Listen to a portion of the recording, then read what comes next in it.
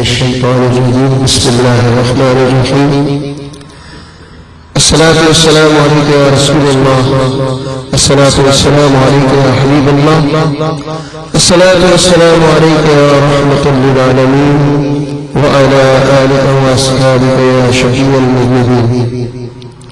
معزز سامعین الکرام السلام علیکم ورحمۃ اللہ وبرکاتہ. الحمدللہ، جیسا کہ آپ کو علم ہے کہ درس قرآن کی یہ محفل ہمارے پیر و مرشد حضرت علامہ محمد عبدالجلیل نقشبندی رحمۃ اللہ تعالی علیہ اور میرے والد گرامی محمد طاہر مارخانی قاری نوری رحمی رحمۃ اللہ تعالی علیہ کے اصال ثواب کی منعقد کی گئی، اور الحمدللہ آج اس کی 33ویں نشست ہے. الحمدللہ. تو آج سورہ قلم کی جو بقایا آیات رہ گئی ہے اس کا حضرت درس فرمائیں گے. بلا تاخیر محترم جناب قاری عبدالمالک صاحب سے ملتمس ہوں کہ تشریف لائیں اور تلاوت کلام الرحمن سے آج کی بابرکت محفل کا آغاز فرمائیں. أعوذ بالله من الشيطان الرجيم.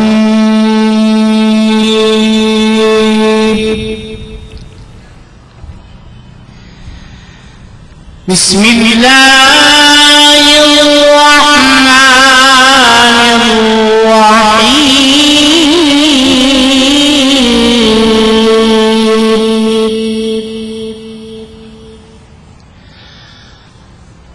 سبحان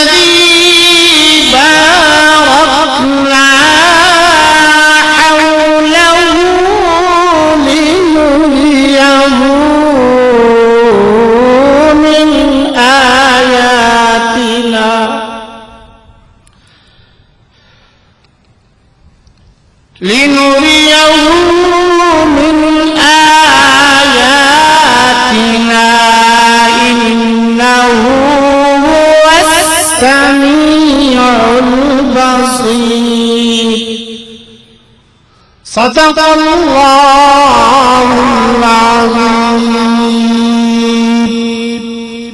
تلاوت کلام الرحمن محترم قاری عبدالمالک صاحب فرما رہے تھے.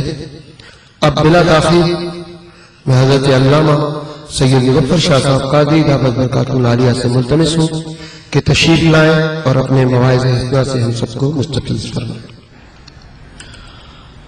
نحمده ونصلي ونسلم على رسوله الكريم. أما بعد فأعوذ بالله من الشيطان الرجيم. بسم الله الرحمن الرحيم.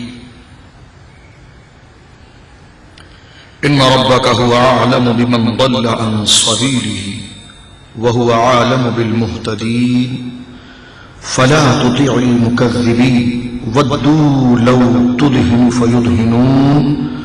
آمنت بالله صدق الله العظيم. ببركة إن الله ملائكته يصلون على النبي يا أيها الذين آمنوا صلوا عليه وسلموا تسليما. اللهم صل على محمد وسلم. اللہ کی حمد و ثنا نبی کریم صاحب ست تکریم باعث تخلیق ارض و سما صلی اللہ علیہ وآلہ آلہ وصحبہ وبارک وسلم کی بارگاہ مقدسہ میں انتہائی عقیدت اور احترام کے ساتھ اجلال و ادب کے ساتھ درود و سلام پیش کرنے کے بعد تمام تعریف اللہ وحدہ لا شریک کے لیے ہے۔ عزیزان گرامی، رفیقان ملت، سورۃ القلم کی ایمان افروز خطاب سے آپ حضرات گزشتہ تقریباً 3 نشستوں سے بہرہ مند ہو رہے ہیں،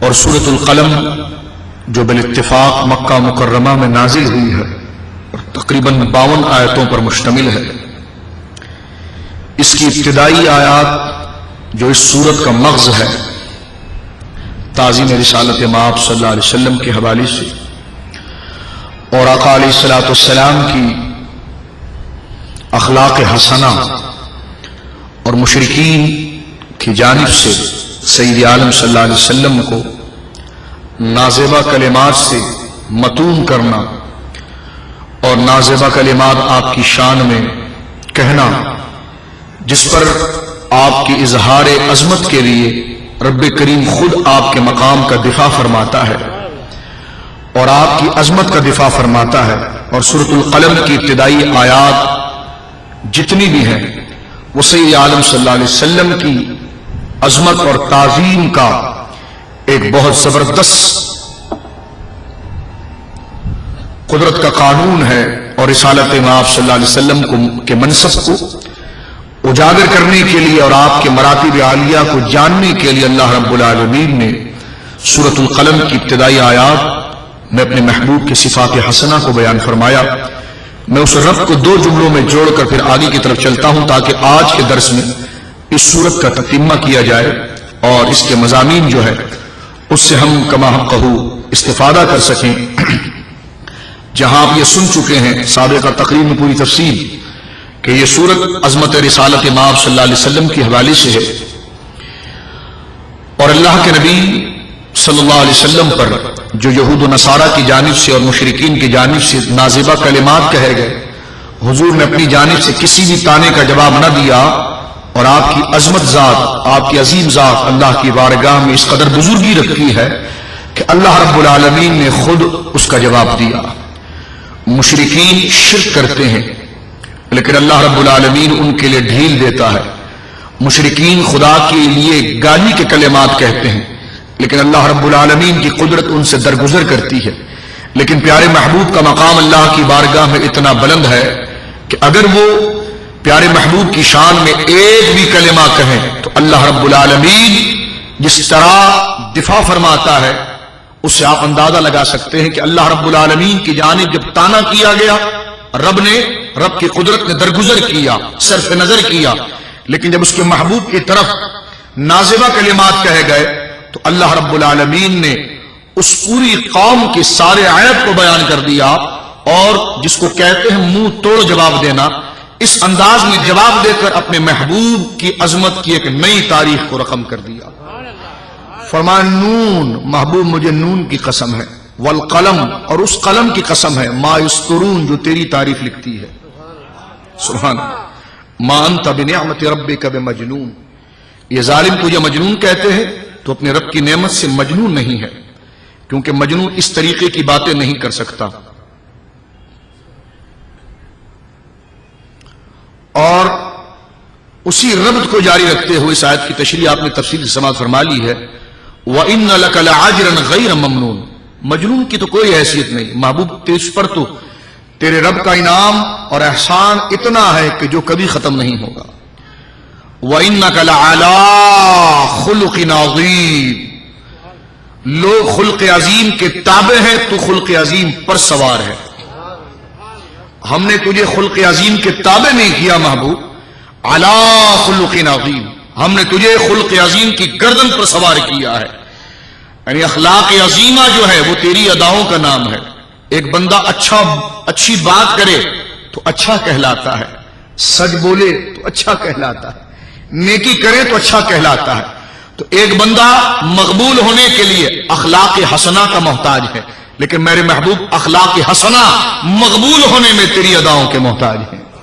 فرمایا وَإِنَّكَ لَعَلَىٰ خُلُقٍ عَظِيمٍ، اس پر بڑی ایمان افروز کلمات میں نے امام راضی کے حوالے سے خلق عظیم کے حوالے سے گزشتہ درس میں پیش کر دیا، آپ اس کو دیکھ سکتے ہیں.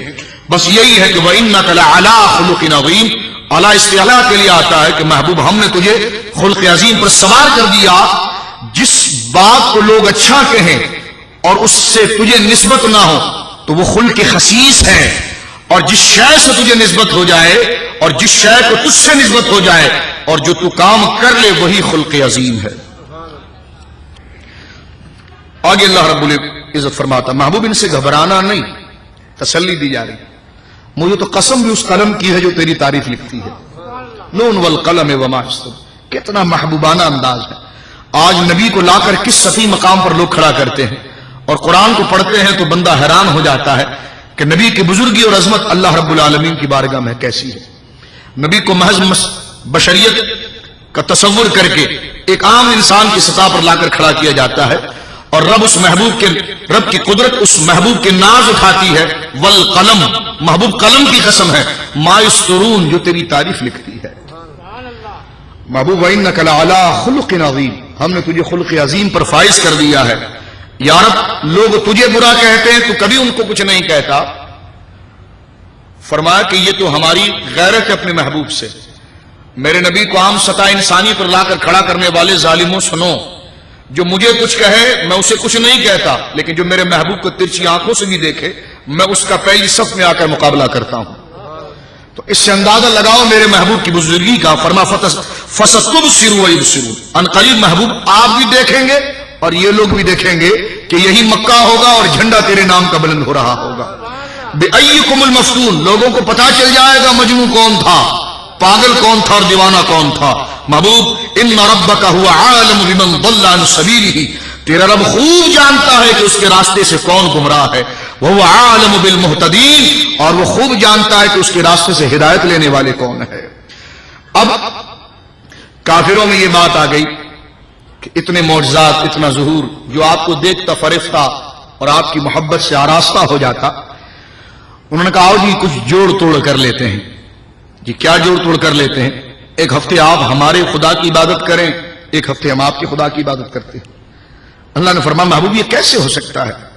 ان کے دعوے یہ کیا تجھ سے چاہتے ہیں؟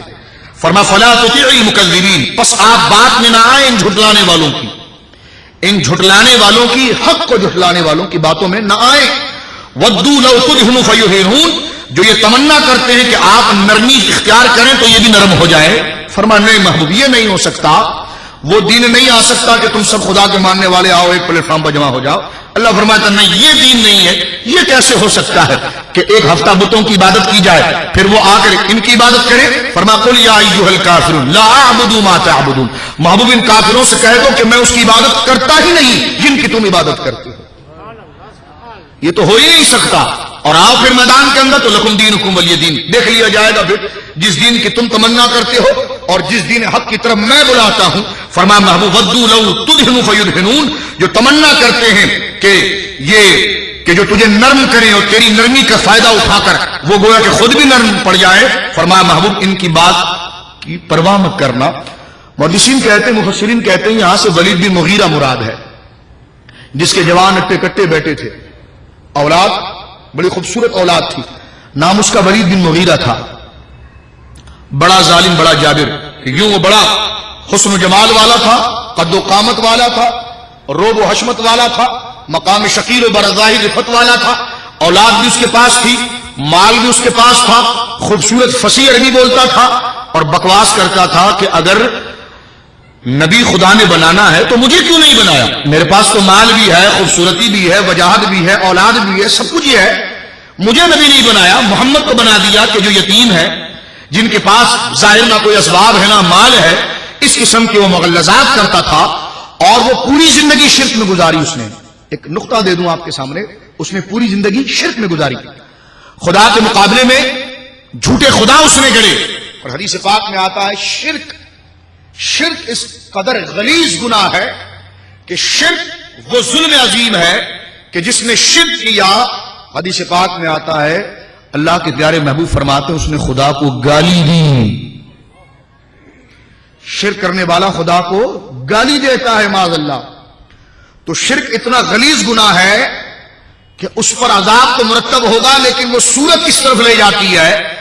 وہ کن مضامین اور کن اخلاق خسیسہ رذیلہ خبیثہ کی طرف گویا کہ توجہ لے جاتی ہے کہ جس نے شرک کیا اس نے خدا کو گالی دی.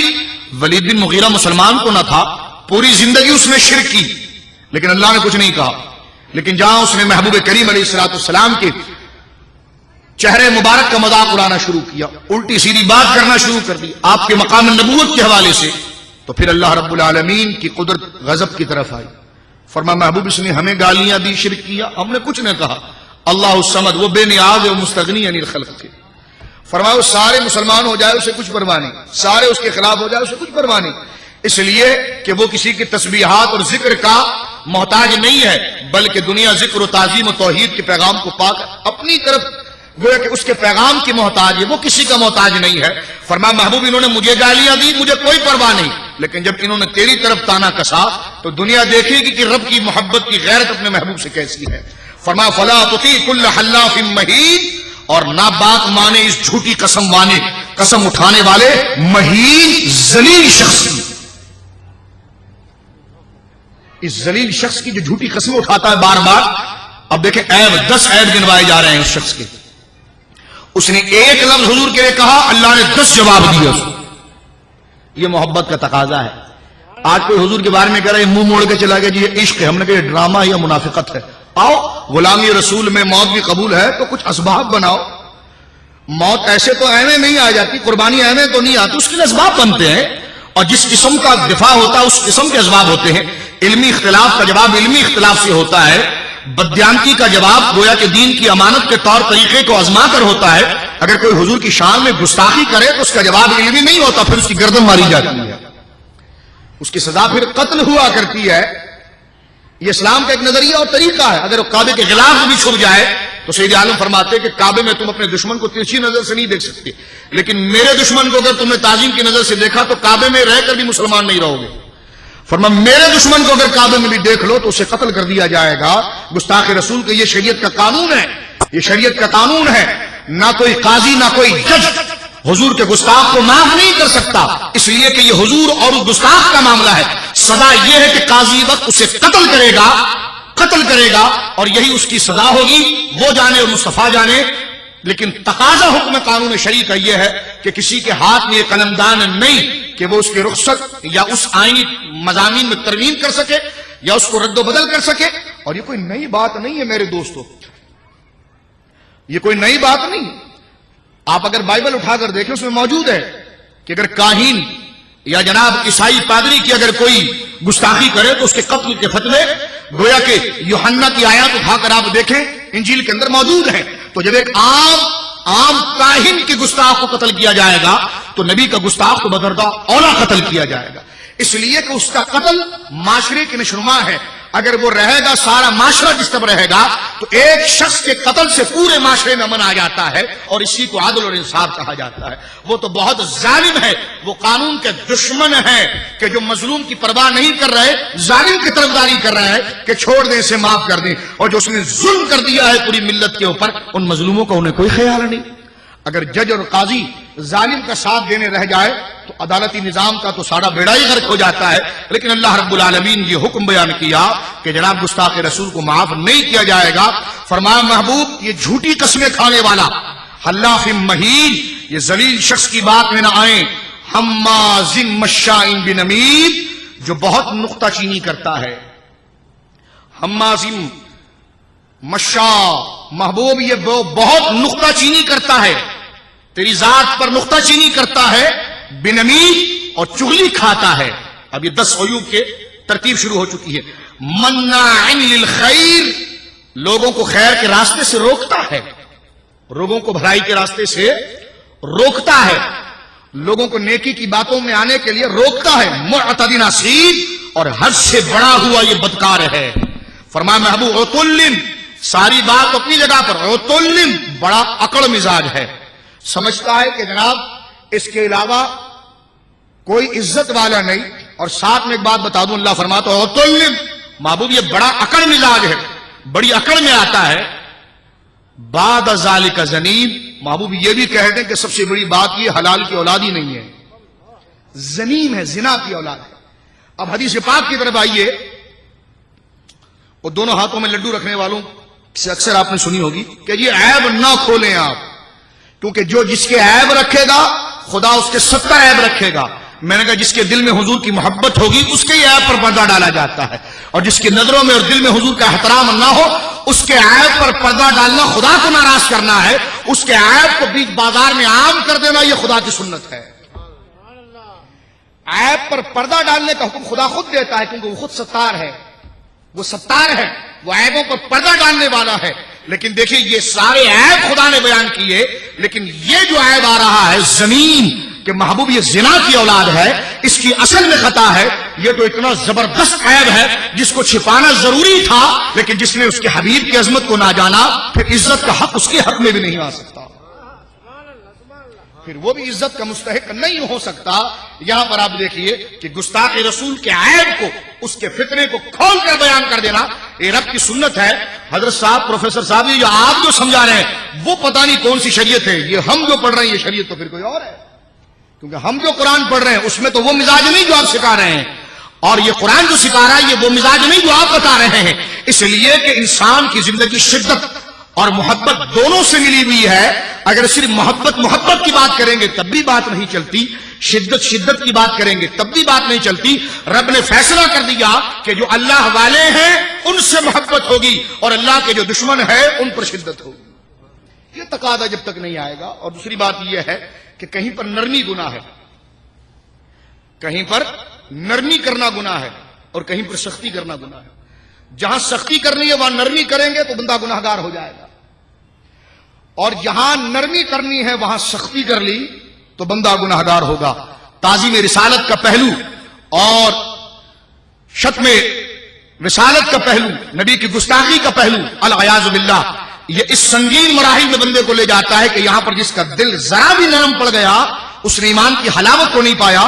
یہ وہ راہ ہے جو خدا کی سنت پر چل کر بندہ آئے اس صراط مستقیم پر کہ اس دشمنان مصطفیٰ کریم علیہ الصلوۃ والسلام، اس دشمن مصطفیٰ پر سختی ہی کرنا، اور جتنی سختی کا اظہار اس کے وجود سے نکلے گا تو وہ اس سے خوش ہو کہ اس کے دل میں ایمان داخل ہو چکا ہے، اس کے دل میں ایمان داخل ہو چکا ہے۔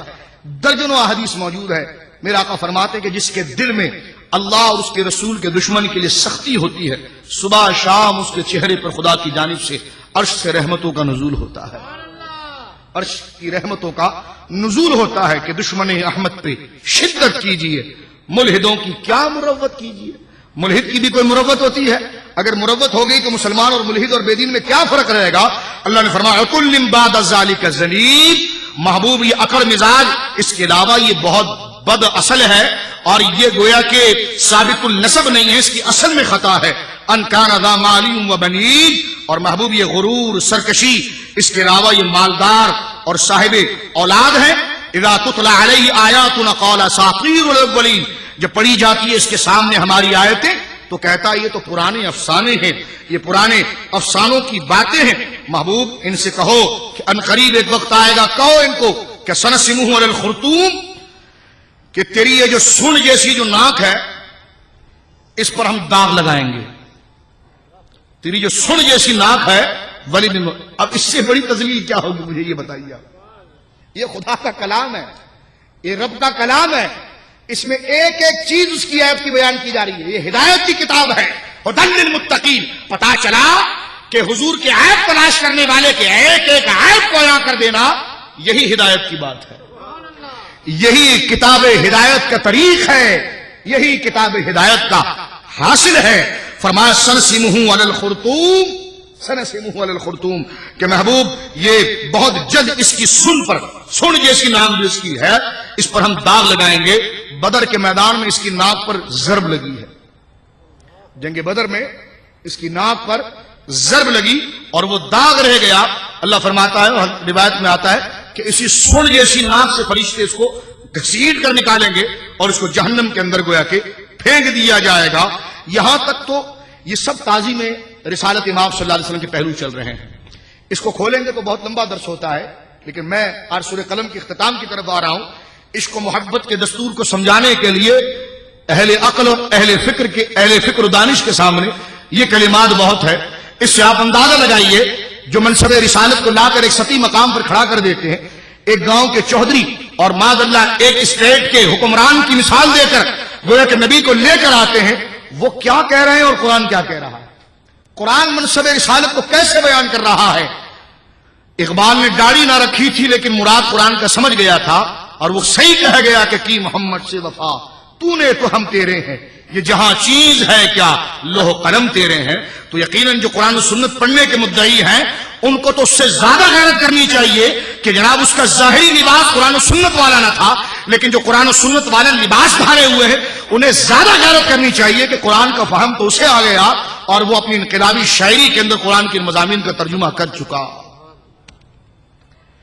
اب دیکھیں قریش مکہ، یہ دو قسم کے انسان میں دو جماعتیں ہیں، دو قسم کے لوگ ہیں نا۔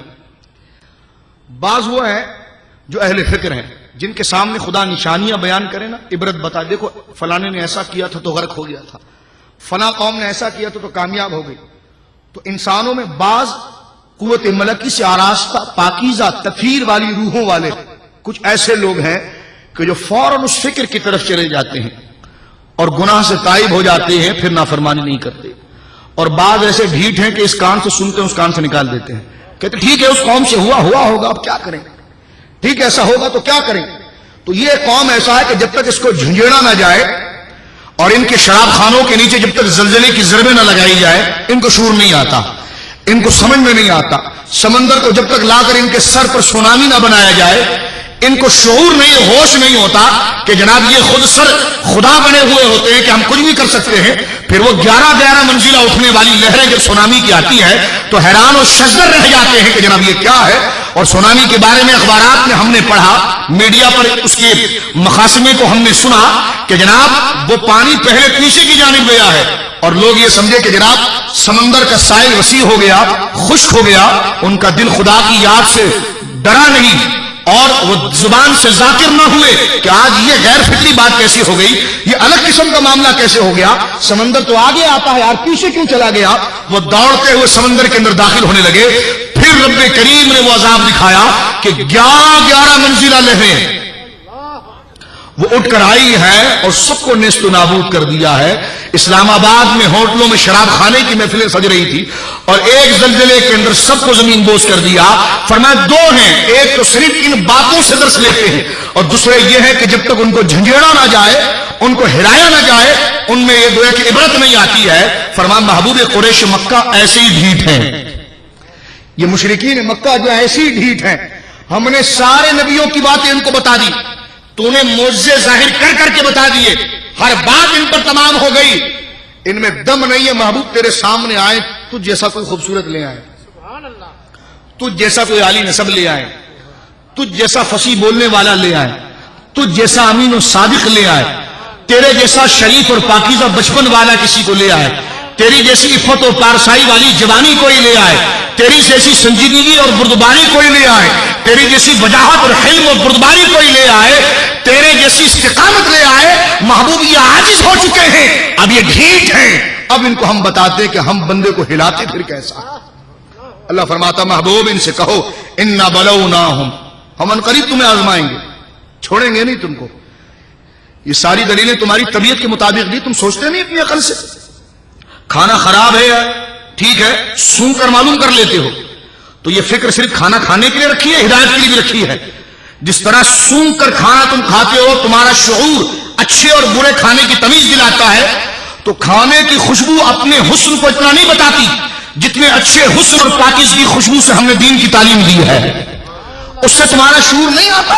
جب تک تم ڈھیٹ ہو، خود تم شعور کے منازل کو اس طرف لانا نہیں چاہتے۔ فرمایا انا بلوناہم کما بلونا اصحاب الجنہ، محبوب ان سے کہو ہم ان مکے والوں کو بھی آزمائیں گے جیسے ہم نے باغ والوں کو آزمایا آیا تھا، جیسے ہم باغ والوں کو آزمایا تھا۔ اذ اقسموا لیصرمنها مصبحین، محبوب جب انہوں نے قسم اٹھائی کہ وہ ضرور توڑیں گے ان کا پھل صبح سویرے۔ وہ باغ والے کون تھے؟ روایت میں آتا ہے کہ جناب مفسرین نے لکھا کہ یمن میں ایک جگہ ہے، صنعاء کے قریب ایک وادی تھی، وہاں ایک نیک آدمی رہتا تھا، اس کے تقریباً 3 بیٹے تھے۔ اس نیک آدمی کا ایک چھوٹا سا باغ تھا، کچھ پھل فروٹ کھیتی باڑی کا کام تھا۔ تو وہ جب پھلوں کی کٹائی ہوتی تو وہ غریبوں اور مسکینوں کو پہلے دیتا تھا، غریبوں کی پہلے خدمت کرتا تھا، مساکین و فقراء کو پہلے دیتا تھا۔ اب اس کا انتقال ہو گیا، 3 بھائیوں نے مشترکہ بات کی کہ دیکھو باپ کے وقت میں آمدنی بہت تھی، اس لیے باپ ان فقیروں کو دے دیتا تھا، اب ان فقیر اور یہ مانگنے والوں کو اگر ہم قریب کریں گے تو ہمارے کو کیا بچے گا؟ لہذا ایک کام کرو کہ اب ایک دانہ بھی کسی فقیر کو نہیں دینا ہے، اب ایک دانہ بھی کسی غریب کو نہیں دینا ہے، اب جو بھی ہوگا وہ ہم کریں گے۔ اور سنو، ہم رات کے اندھیرے کے تکے میں ہمیں سارا کام دکھا دیں گے تاکہ دن کا اجالا پھوٹنے نہ پائے، کوئی غریب مانگنے والا ہمارے پاس آئے اور وہ ہم سے کوئی خیرات مانگے، ہم پہلے ہی ساری چیزیں صاف کر دیتے ہیں۔ یقیناً جب ان کا باغ ثمرات سے بھر گیا اور ان کے خادم نے آ کر کہا کہ جناب بڑے تر و تازہ اور بڑے خوبصورت پھل لگے ہیں، گزشتہ فصل کے مقابلے میں اچھے پھل لگ گئے ہیں، تو انہوں نے رات کو یہ اہتمام کیا کہ دن میں نہیں جائیں گے، رات کے اندھیرے میں جا کر سارے پھل توڑ لیں گے، باغ سے فائدہ اٹھا لیں گے اور جلدی جلدی گھر آ کر تقسیم کر لیں گے، اس لیے کہ باپ کے طریقے پر چلیں گے تو ہمارا حال خراب ہو جائے گا اور بچے گا کچھ نہیں۔ اللہ رب العالمین فرماتا کہ جس وقت یہ پروگرام بنا رہے تھے وَلَا يَسْتَثْنُونَ، وہ اتنے بیگانے ہو گئے تھے ہم سے کہ انہوں نے انشاءاللہ بھی نہیں کہا، انہوں نے یہ کہنا بھی گوارا نہیں کیا کہ اگر اللہ نے چاہا تو کل جائیں گے۔ اللہ فرماتا ہے وَلَا يَسْتَثْنُونَ کہ اور انہوں نے انشاءاللہ بھی نہیں کہا اور انہوں نے گویا کہ سارا معاملہ بنا دیا۔ رب کی ذات جلال میں آئی، جب وہ رات کے پہر وہاں پر پہنچے، سورج نکلنے کے قریب تھا، لیکن جب باغ کے قریب پہنچے تو باغ پورا بھوسا بنا ہوا تھا، جس کے لیے پورے سال تما کی تھی وہ باغ پورا گھاس پھوس ہو چکا تھا۔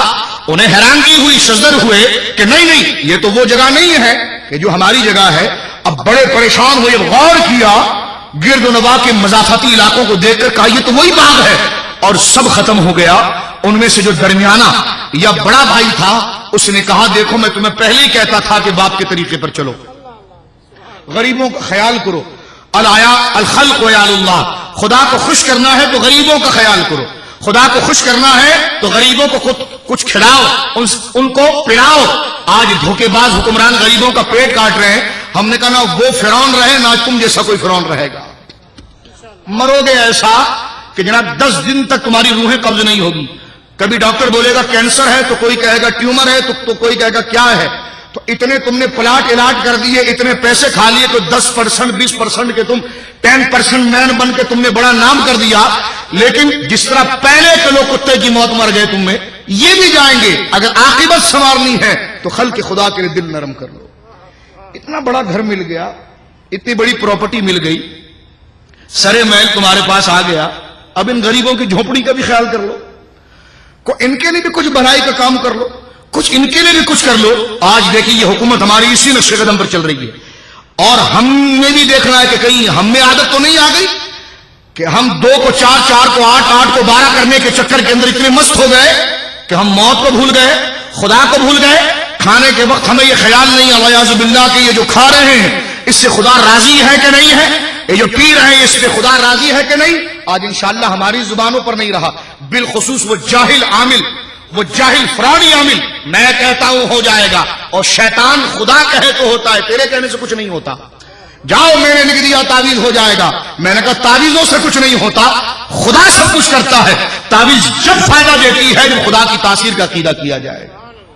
آج انہوں نے جی محبوب تمہارے قدموں کے اندر میں تمہاری زندگی برباد کر دوں گا، یہ کر دوں گا، وہ کر دوں گا، تو آج ہمارے لوگ پریشان۔ ایک دوست مجھے ملے، مجھ سے کہنے لگے شاہ صاحب میں آپ کے درس میں آتا تھا لیکن ایک عامل صاحب نے کہا جانا نہیں، اس لیے کہ وہ ایسی باتیں کرتے ہیں عاملوں کے بارے میں۔ میں نے کہا میں اولیاء کے بارے میں نہیں کہتا، پیر منگل بدھ جمعرات کے بارے میں کہتا ہوں، میں پیرانے اظام کے بارے میں برا نہیں کہتا، ان کے خلاف برا کہنا اپنی آخرت خراب کرنا ہے۔ پیروں کی اولاد ہوں، پیروں کے گھر پیدا ہوا ہوں، پیرانے اظام کے خلاف نہیں کہتا، لیکن میں تو پیر منگل بدھ جمعرات کا تعارف کرا رہا ہوں کہ جنہوں نے ان کا لبادہ اڑایا ہے اور زاغوں کے تصرف میں ہے عقابوں کا نشیمن۔ کووں نے باز کے گھونسلے پر قبضہ کیا ہے اور لوگ ڈر رہے ہیں کہ گھونسلہ باز کا ہے، نہیں جانا قریب۔ ارے رہتا تو کوا ہے، وہ باز توڑ گیا ہے، باز تو اب نہیں ہے۔ اقبال نے یہی کہا ہے نا کہ زاغوں کے تصرف میں ہے عقابوں کا نشیمن. آج آستان والد تو بہت قابل گزرے تھے, بیٹا جاہل ہے. لوگ کہتے نہیں جناب اب کیا کریں. میں نے کہا نسب پرست نہیں ہونا چاہیے, پہلے مذہب ہے پھر نسب ہے, پہلے شریعت ہے پھر نسب ہے. بیٹے کی تعظیم جب ہے کہ جب حضور کے دین کا تحفظ ہو, اور جہاں حضور کے دین کا ہی وہ 3-13 کر رہا ہو تو ایسے سید کی تعظیم نہیں ہوگی, ایسے پیر زادے صاحبزادے کی تعظیم نہیں ہوگی. تعظیم اس کی ہوگی جو مصطفوی مذہب کا پابند ہوگا, جو مصطفوی مشن کا پابند ہوگا. تو حضرات گرامی اب آپ دیکھیں, وہ کہنے لگے جی, میں نے کہا پھر آپ کیوں نہیں آتے؟ کہنے لگے جی وہ کہتے ہیں میں تمہاری زندگی جینا حرام کر دوں گا.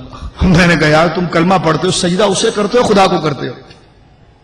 تو میں نے کہا جب سجدہ خدا کو کرتے ہو تو ڈرتے تو تم اس سے ہو کہ وہ تمہارا جینا حرام کر دے گا. میں ایک بات کر کے آگے نکل جاتا ہوں, وقت کم ہے, ورنہ یہ بڑا دلچسپ ایمان افروز موضوع ہے, اس میں بے شمار ہمارے عقیدے کو مضبوط کرنے کی بات ہے. ایک بات کرتا ہوں, حضرت سعید بن جبیر رضی اللہ تعالیٰ عنہ وارضاہ عنہ, بہت مشہور تابعی, اور یہ حضرت علی حضرت امام حسنین کریمین کے بڑے عاشق, اہل بیت کے بڑے عاشق.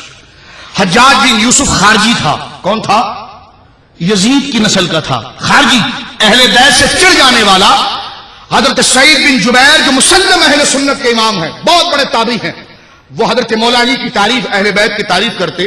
تو سعید بن جبیر کو گرفتار کر کے لایا گیا, اور اس وقت حجاج بن یوسف نے ان سے کہا کہ تو ذکر اہل بیت چھوڑے گا نہیں؟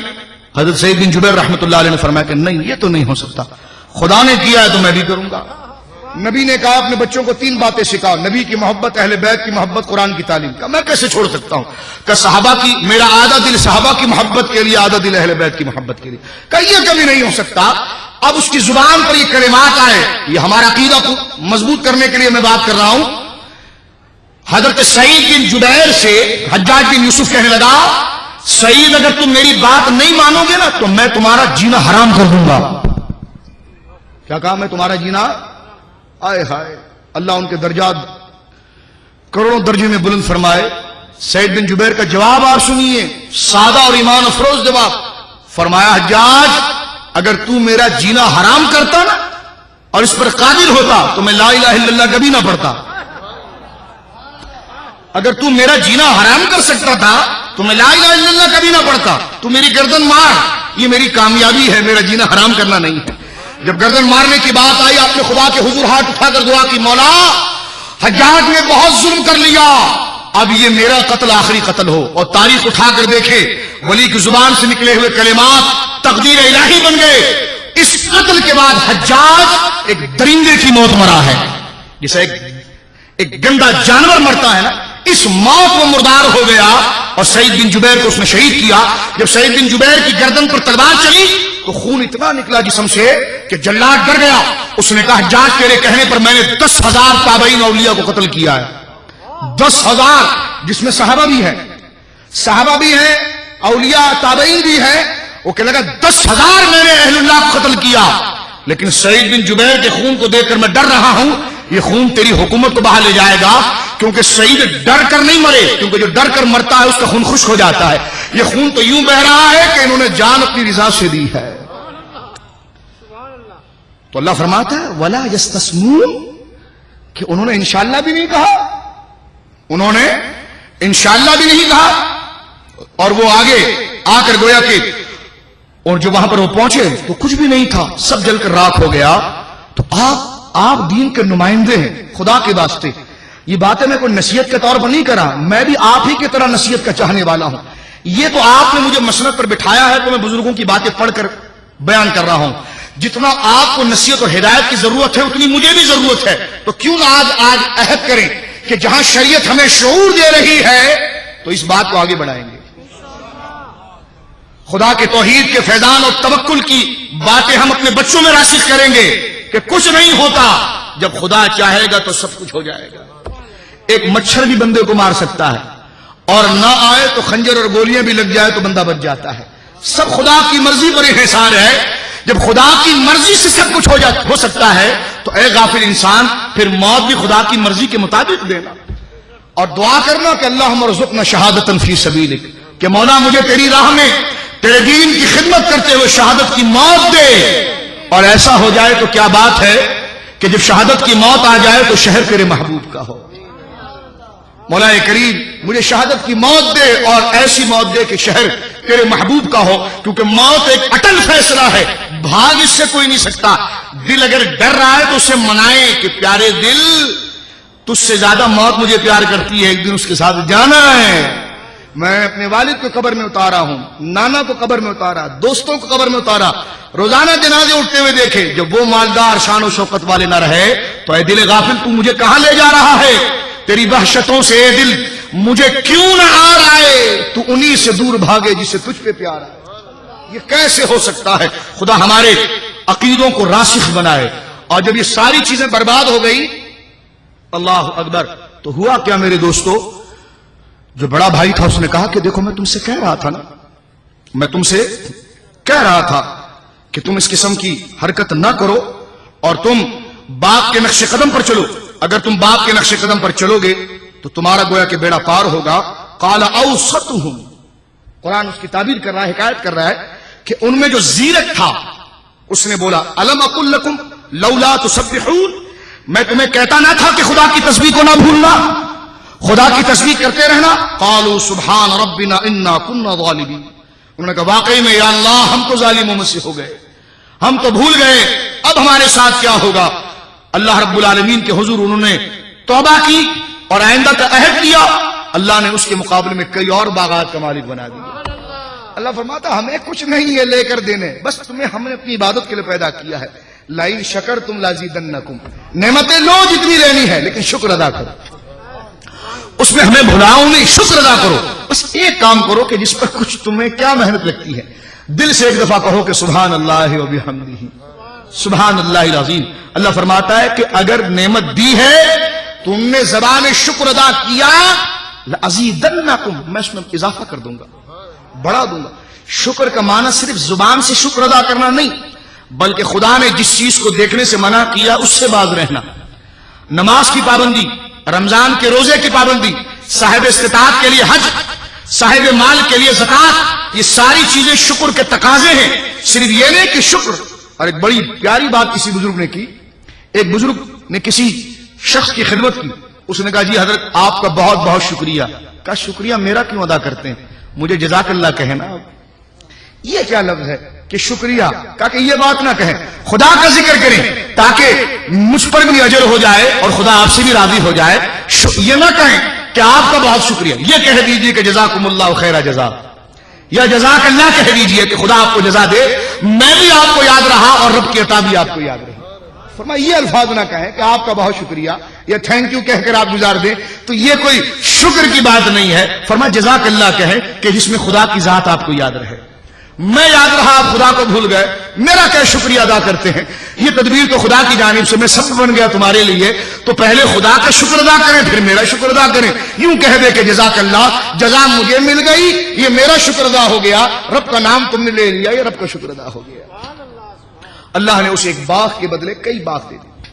آگے چلتے ہیں اختتامی جملے کی طرف، اور ایک بہت ایمان افروز موضوع یہاں پر آیا ہے۔ دل تو چاہتا تھا اس صورت میں اور باتیں کریں، لیکن انشاءاللہ یہ درس قرآن جاری رہے گا جب تک دم میں دم رہیں گے، اور آنے والے درس کے لیے بینر جو ہمارے لگیں گے اسے غور سے پڑھیے گا، اور بالخصوص ہمارے مارفانی صاحب قبلہ کا نمبر لے لیجیے گا تاکہ پروگرام کی چینجنگ اور اس معاملے سے آپ گویا کہ واقف رکھیں۔ کوئی ضروری نہیں کہ اس درس قرآن میں آپ کو بہت کچھ ملتا ہوگا، نہیں، ایک محفل ہے، جو آنا چاہے وہ آئے، ہم زبردستی ٹھونس کے کسی فضیلت سے بلانے کے قائل نہیں ہے۔ مؤذن کا کام ہے اذان دے کر مسجد کا دروازہ کھول دینا، نماز پڑھنے آ جائے تو اچھا، نہیں ہے ورنہ ہم تو پڑھ ہی رہے ہیں۔ اللہ ہم تمام کو استقامت عطا فرمائے۔ اب ذرا سنیے، اب کافر جب ان نصیحتوں سے تھک گئے تو انہوں نے کیا کیا؟ پیارے محبوب کریم علیہ الصلوۃ والسلام کے وجود مسعود کو نقصان پہنچانے کے لیے بڑے مذموم کام کرنے شروع کیے۔ جب یہ سامنے لڑنے سے آری آ گئے، کیونکہ جب بھی میرے آقا کی طرف آتے تو میرے آقا کے قریب ان کو کوئی جانور، شیر یا جناب کوئی اور خطرناک قسم کا جانور منہ پھاڑے ہوئے نظر آتا اور ڈر کے بھاگ جاتے تھے۔ یہ غیبی مدد کے لیے اللہ رب العالمین نے اپنے محبوب کی حفاظت فرمائی اور یہ ضمانت اٹھا لی۔ اس دوران حضور اپنے ساتھ باڈی گارڈ رکھتے تھے، حضور کے ساتھ صحابہ تلوار لے کر چلتے تھے، لیکن جب حضور نے ہجرت فرما دی اس وقت اللہ نے فرمایا سورہ مائدہ میں کہ واللہ یعصمک من الناس، محبوب اب لوگوں کہ ضرر سے خدا نے تجھے محفوظ کر دیا، اس وقت حضور نے اپنے صحابہ سے کہا کہ جاؤ گھروں میں آرام کرو، اب میرے قرآن کی بھی حفاظت خدا کے ذمہ کرم پر ہے اور محمد کے وجود کی بھی حفاظت خدا کے ذمہ کرم پر۔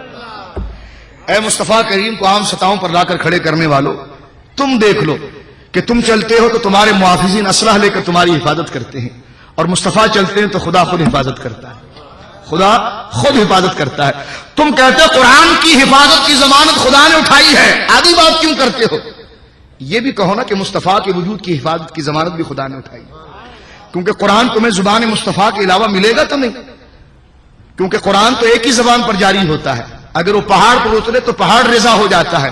زبان مصطفیٰ کو لے آؤ، اور وہ زبان صرف مصطفیٰ ہی کی زبان ہے کہ جس پر قرآن پڑھ سکتا ہے، اور پہاڑ بھی جھک کر سلام کرتا ہے کہ کیا روب اور دبدبا ہے مصطفیٰ، کہ میں ایک مضبوط اور مقوی جسم ہوں لیکن اس کے ایک حرف کو برداشت نہیں کر سکتا۔ خدا نے آپ کی شان بڑھائی الم نشرح لک صدرک کہہ کر، اور آپ کی زبان مبارک پر قرآن کو جاری کیا، تو قرآن کے تحفظ کے لیے لازمہ ضروری ہے کہ سرکار کے وجود کا تحفظ کیا جائے۔ اور یہ لفاظی نہیں، سورہ مائدہ میں قرآن نے کہہ دیا کہ واللہ یعصمک من الناس، محبوب جہاں ہم یہ کہیں کہ انا نحن نزلنا الذکر وانا له لحافظون، کہ محبوب ہم اس کی حفاظت کرنے والے ہیں قرآن کے، وہیں پر ہم تیرے وجود مسعود کی بھی حفاظت کرنے والے ہیں، کیونکہ قرآن کا وجود جب متحقق ہے جب سینہ مصطفیٰ کا تحفظ کیا جائے۔ تو اے مصطفیٰ کریم کی عظمت کو آپ دیکھیں کہ جب سرکار مکے کی گلیوں میں اور مدینے کی گلیوں میں نکلے تو رب کریم خود آپ کی حفاظت فرماتا ہے۔ لیکن کافر گویا کہ بالکل دنیا دار ہو چکے تھے، ہر چیز کو بھول چکے تھے، غافل ہو چکے تھے، ان میں نظر بد بہت مشہور تھی، نظر بد بہت مشہور تھی۔ نگاہ ولی میں وہ تاثیر دیکھی، بدلتی ہزاروں کی تقدیر دیکھی۔ کچھ نے سبحان اللہ کہا، کچھ ناراض ہو گئے۔ میں نے کہا کیوں؟ کہا نظر میں کیا تاثیر ہے؟ میں نے کہا نظر بد میں تاثیر ہے؟ کہا ہاں۔ میں نے کہا واہ، شیطانی باتوں پر ایمان لاتے ہیں، رحمانی باتوں پر نہیں۔ جب بد نظر میں تاثیر ہو سکتی ہے تو خیر نظر میں کیوں نہیں ہو سکتی؟ حضور فرماتے ہیں کہ نظر بد زندے کو قبر میں اتارتی ہے۔ علامہ علی قاری بڑی پیاری بات کرتے، فرمایا کہ بری نظر زندے کو قبر میں اتار سکتی ہے تو رحمانی نظر مردے کو زندہ کر سکتی ہے۔ یہ اولیاء کا فیضان ہے کہ وہ رحمانی نظر مردے کو زندہ کر سکتی ہے۔ مشرکین میں ہوتا یہ تھا کہ ان میں نظر لگانے والے بڑے مشہور تھے۔ محدثین کہتے ہیں کہ ایک بندہ، شرط لگتی تھی، شرط 3-4 دن تک ایک بندہ کھانا نہیں کھاتا تھا۔ جب پورا بھوکا ہو جائے اور ان کو پتا ہو سکتا فلانا قافلہ یہاں سے گزرے گا تو وہ اپنی لونڈی اور اپنے غلاموں کو لے کر پہنچ جاتے کہ آؤ تمہاری مزدوری کا دن آ گیا ہے۔ اب اس جگہ پر بیٹھ جاتے اور شرطیں لگتی، مثال کے طور پر اگر نہیں گرا اونٹ تو کہا 200 مجھ سے لے لینا، کہا گرا دیا تو اونٹ سمیت 500 مجھ سے لے لینا۔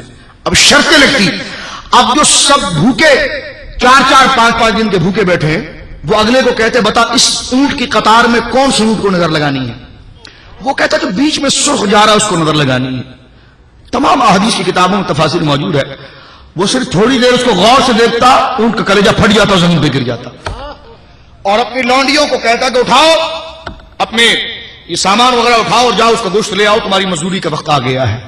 اب ابو جہل نے جب یہ کارنامے دیکھا تو اس نے کہا بنے بنائے دشمن مل گئے اور محافظین مل گئے۔ وہ لے آیا، اس نے کہا کہ دیکھو تم 500 کے پیچھے لڑ رہے ہو، مثال دے رہا ہوں، میں تمہیں ₹1,00,000 دے دوں گا، ایک کام کرنا ہے۔ کیا؟ کہ اونٹوں کو نہیں گرانا ہے، ایک شخص ہے اس کو نظر بنا کر گرانا ہے، ایک شخص ہے اس کو نظر لگا کر گرانا ہے۔ سرکار کے دروازے کے سامنے ایک نہیں درجنوں نظری بیٹھ گئے کہ اس دروازے سے وہ نکلیں گے اور ان کو تم نے گرا دینا ہے،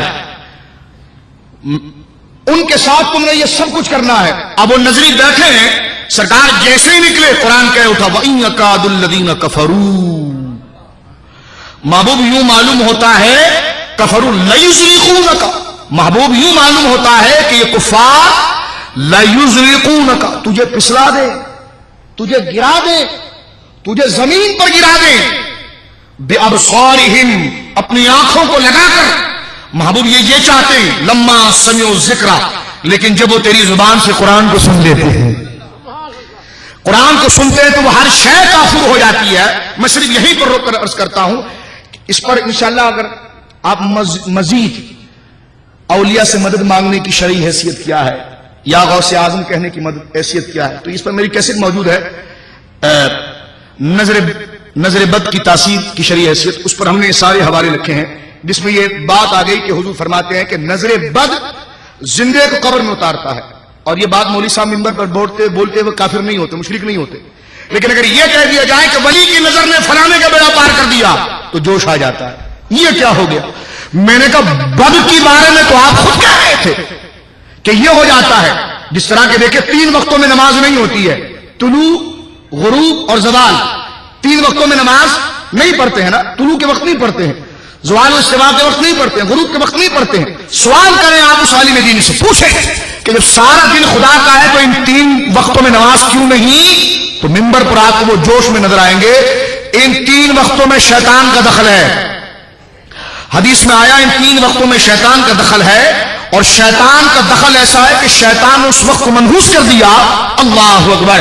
پھر ان سے سوال کریں کہ حضور منبر پر جمعے کے دن آپ یہ خطاب کرتے ہیں کہ شیطان اگر کہیں پر توجہ کرے تو وہ جگہ منحوس ہو جاتی ہے، اس میں عبادت مقبول نہیں، نبی ولی کہیں پر توجہ کر دے تو وہ جگہ دگنی عبادت کے لیے خیر نہیں ہو سکتی، ان کا مدار ان کے مرکز پاک خیر نہیں ہو سکتا۔ اگر شیطان کی تعریف ہے تو پھر ہمیں شیطان کی تعریف ہے نہیں، اولیاء کی تعریف کرنی ہے، تو آپ کون سا مذہب منبر پر بیٹھ کر پھیلانا چاہتے ہیں؟ اگر شیطان کے دخل سے کوئی وقت منحوس ہو سکتا ہے تو ولی کے وصال کے دخل سے عرس کی سات مقبول ہو سکتی ہے۔ کہتے جی عرس کی شرعی حیثیت کیا ہے؟ ہم نے کہا اس ٹائم کو، اس وقت کو ولی کے وصال اور قرب الہی سے دخل ہے اور وہ مقبول ہے، اس لیے عین ولی کی وفات کے وقت فاتحہ دعا کو مقبول کرتا ہے، جس طرح کہ عین طلوع کے وقت کی نماز برباد ہو جاتی ہے تو عین عرس کے ساتھ کی دعا خدا کی بارگاہ میں مقبول ہو جاتی ہے۔ نعرہ تکبیر، نعرہ رسالت۔ تو یہ ایک شرعی قاعدہ بھی تھا اور ایک لاجیکل گفتگو بھی تھی۔ اگر یہ شرک ہے تو بھائی صرف شیطان کی تعریف عبادت ہے، ولیوں کی تعریف نہیں کرنی، نبیوں کی تعریف نہیں کرنی۔ شیطان بڑا طاقتور ہے، بڑا بہکاتا ہے، میں نے کہا سارا زور آپ ادھر لگا رہے ہیں، کچھ نبی کی بھی تعریف کر دیجیے گا، پھر بات ولیوں کی بھی تعریف کر دیجیے گا۔ شیطان بڑا، شیطان یہ کر لیتا ہے، وہ کر لیتا، اور یہ جملے نہ شرک ہوتے ہیں، اس کی بڑائی بیان کرنا نہ شرک ہوتی ہے نہ حرام ہوتا ہے۔ جہاں حضور کے بارے میں کوئی لفظ کہا کہ کونین بنائے خدا نے مصطفیٰ کے لیے تو کہا جی شرک ہو گیا، ہم نے کہا کہ یہ زیادتی اور مبالغہ حضور کی تعریف میں نظر آتا ہے، شیطان کی جو آپ قصیدہ خوانی کر رہے ہیں اس میں کچھ نظر نہیں آتا۔ تو اپنے قبلے درست کرنا چاہیے، قبلے درست کرنا چاہیے۔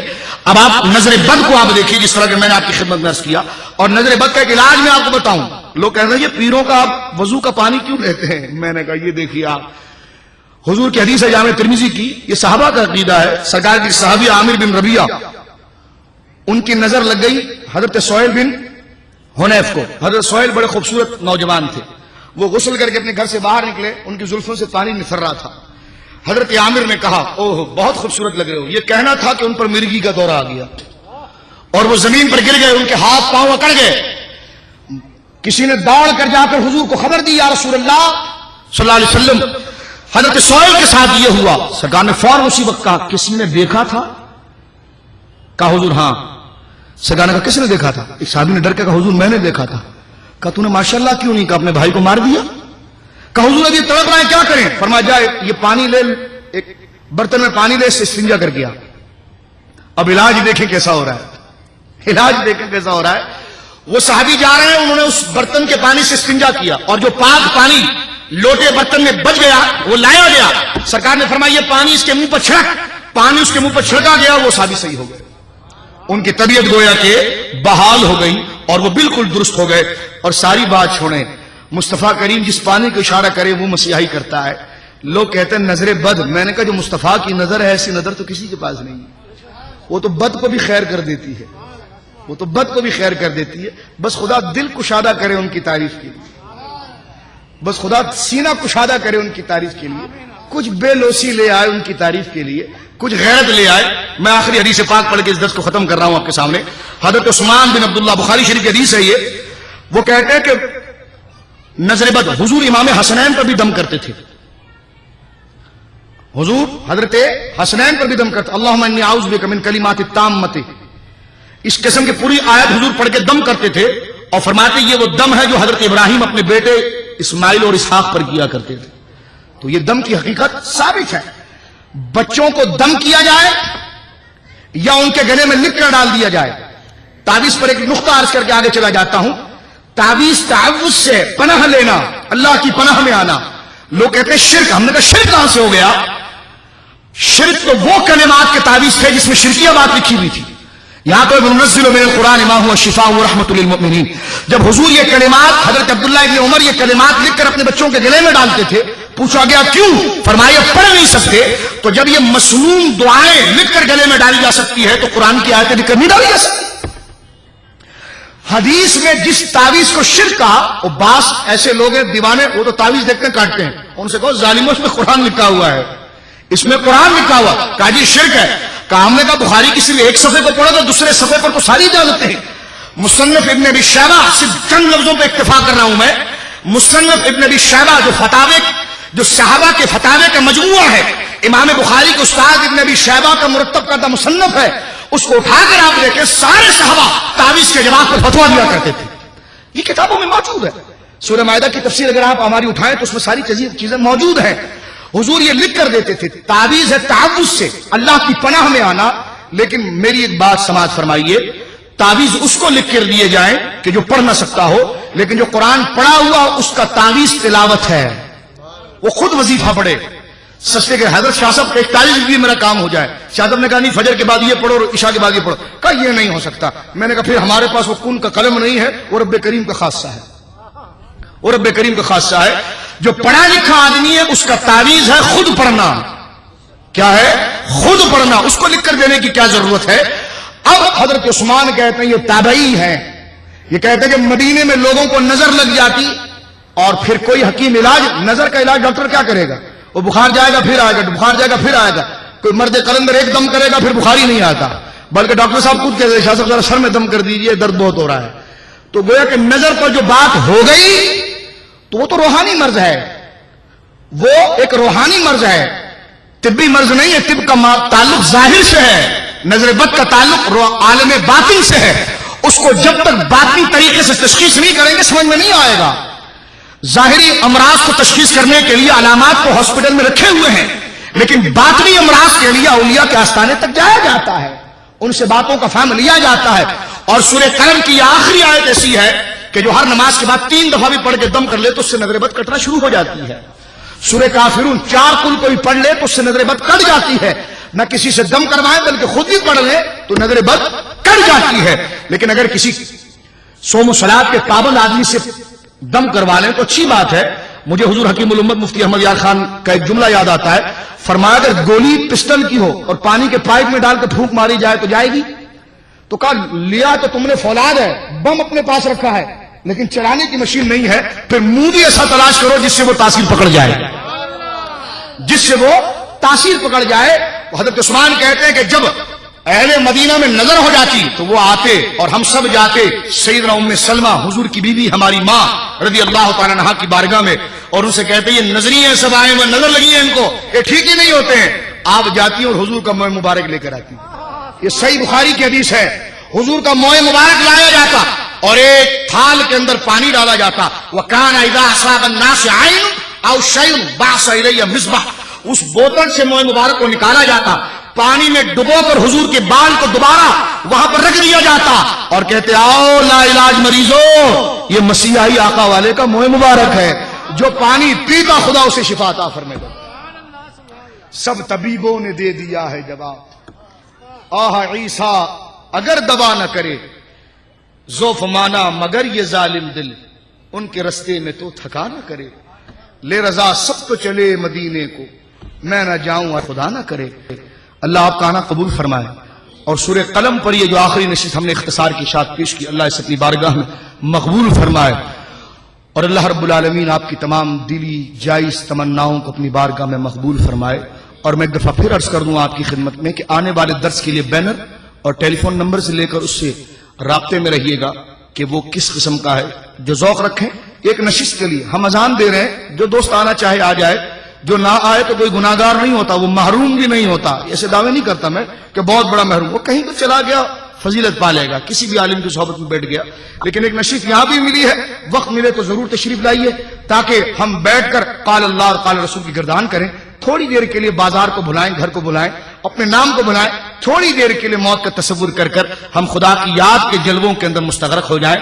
صرف یہی فکر ہے. اللہ رب العالمین میرا اور آپ کا حامی و ناصر ہو. وآخر دعوانا الحمدللہ رب العالمین. ابھی شب قدر کے حوالے سے جو بھی تاریخ طے پائے گی انشاءاللہ آپ کو مطلع کر دیا جائے گا SMS اور بینرز کے ذریعے.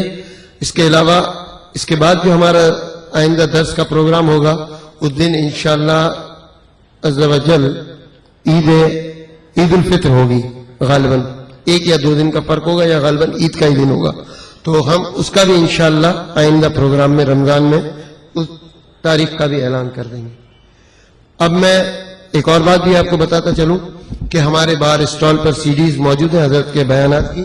اس کے علاوہ حضرت کا ایک خصوصی بیان جو شب معراج النبی صلی اللہ علیہ وسلم کے حوالے سے مسجد حبیبیہ میں گزشتہ دنوں ہوا, اس کی بھی MP3s باہر موجود ہیں اور انشاءاللہ چند دنوں میں اس کی ویڈیو سیریز بھی انشاءاللہ اسٹال پر موجود ہوں گی.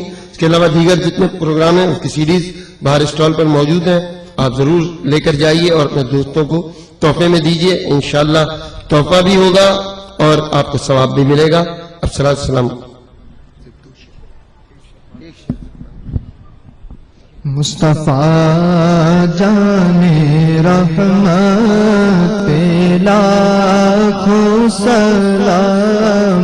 مصطفیٰ جان رحمت پہ لاکھوں سلام. شمع بز میں ہدایت پہ لاکھوں سلام. جس سبحانی گھڑی چمکاتا باقا چاند. جس سبحانی گھڑی چمکاتا باقا چاند. اس دل افروز ساتھ پہ لاکھوں سلام. مصطفیٰ جان رحمت.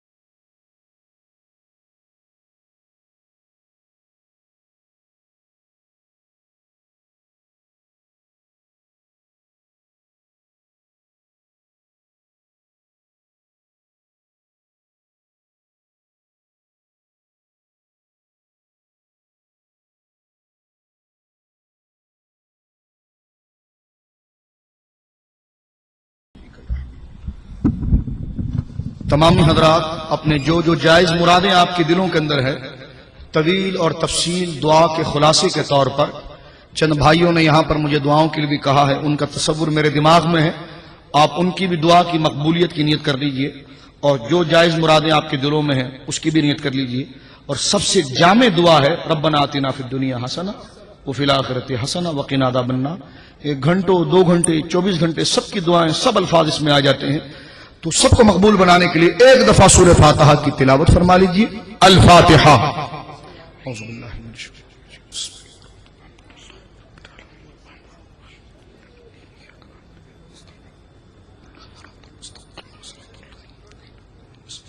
اللهم صل على سيدنا مولانا محمد وبارك وسلم صلاة وسلاما عليك يا رسول الله. وربنا آتنا في الدنيا حسنة وفي الآخرة حسنة وقنا عذاب النار وادخلنا الجنة مع الأبرار يا عزيز يا غفار يا رب العالمين. اللهم إنا نعوذ بك من علم لا ينفع ومن قلب لا يخشع ومن نفس لا يشبع ومن دعوة لا يستجاب لها یا رب العالمین یا رب العالمین. یقیناً طویل دعائیں بھی رب کو پسند ہے، مختصر دعائیں بھی رب کو پسند ہے، لیکن ربنا آتنا فی الدنیا حسنہ وفی الآخرۃ حسنہ وقنا عذاب النار یہ چھوٹی دعاؤں میں سب سے جامع دعا ہے، سب سے جامع دعا ہے. آئیے آخر میں وہ الفاظ بھی ہم پڑھ لیتے ہیں. دعا ہر زبان میں کرنی چاہیے، لیکن عربی زبان میں دعا جلدی قبول ہوتی ہے، رب کو زیادہ پسند ہے. میرے محبوب اکثر دعا کرتے تھے آپ کے صدقے تو لوگوں کو ایمان ملا ہے، آپ تو ایمان کی جان ہے. یہ تعلیم تھی کہ جو اپنے ایمان کو تحفظ دینا چاہے وہ یہ دعا پڑھے. آئیے مل کر پڑھیے، میں آپ کو متن پڑھاتا ہوں. یا مقلب القلوب ثبت قلوبنا علی دینک، یا مصرف القلوب اے دلوں کے پھیرنے والے، صرف قلوبنا علی طاعتک میرے دل کو اپنے دین ہی کی جانب پھیرے رکھنا. یا مصرف القلوب صرف قلوبنا علی طاعتک وعلی اتباع حبیبک الکریم المصطفى صلی اللہ تعالی علیہ وسلم بحق ایاک نعبد وایاک نستعین.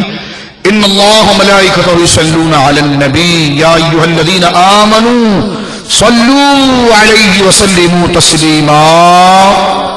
صلی اللہ علی النبی الأمی وآلہ صلی اللہ علیہ وسلم صلاة وسلام علیک یا جد الحسن والحسین وما رسلناک الا رحمة للعالمین.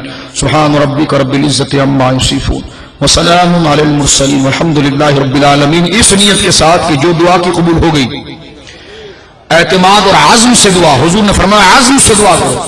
ہوئی نہیں قبول کر لے، مرضی نہ قبول وہ نہیں ہوتی ہے. عزم اور اعتماد سے. بخاری شریف مسلم شریف میں فرماتے ہیں اور علماء نے اس کی تشریح کی ہے کہ قبول ہوئی کہ نہیں ہوئی، تو چاہے تو قبول کر لے.